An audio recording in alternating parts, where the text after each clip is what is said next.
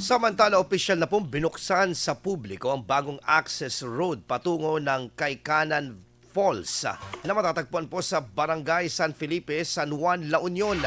Ang proyektong ito ay bahagi ng Tourism Local Road Infrastructure Program o yung TRIP ng Department of Public Works and Highways Region 1 na naglalayo na isulong ang lokal na turismo sa rehiyon.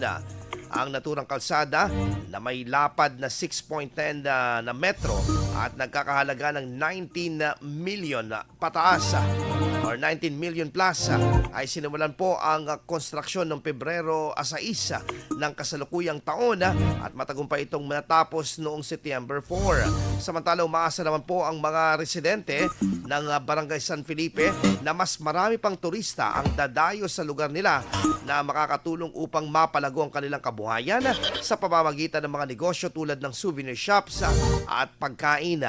Ang Kaykanan Falls ay kilala sa malaparaisong tanawin nito at malamig na tubig na ginagawang itong isa sa mga pangunahing destination ng ecotourism ng La Union.